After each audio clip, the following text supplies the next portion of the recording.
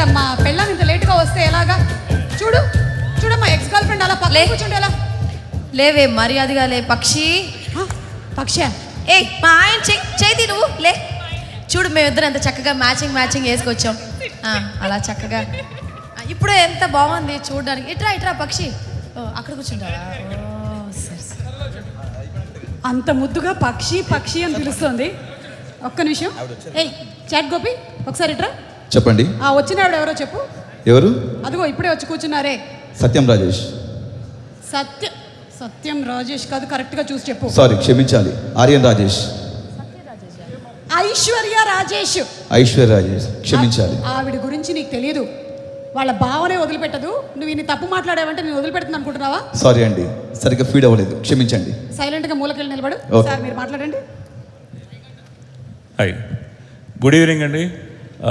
First thank you Anil, ఈ ఫిల్మ్లో నన్ను కూడా ఒక పార్ట్ చేసినందుకు థ్యాంక్ యూ సో మచ్. రాజు గారు, శిరీష్ గారు థ్యాంక్ యూ అండి. వెంకటేష్ గారు థ్యాంక్ యూ సో మచ్. ఈ సంక్రాంతికి పెద్ద బ్లాక్ బస్టర్ అవుతుంది కన్ఫామ్గా చెప్పగలను. ఎందుకంటే ఈ ఫిల్మ్కి ఒక 6 months నుంచి అనిల్తో ట్రావెల్ అవుతా ఉన్నాను. అతని హార్డ్ వర్క్ అనేది నెవర్ ఫెయిల్స్ అండి. అది అంత కాన్ఫిడెంట్గా చెప్పగలను. థ్యాంక్ యూ అండి, thank you so much. Thank you so much అండి. Thank you very much. చూసావా చాట్ గోపి అనిల్ రావిపూడి గారి గురించి ఎంత చెప్పారు. అనిల్ రావిపూడి గారి ఈ సినిమా సంక్రాంతికి వస్తున్నాం.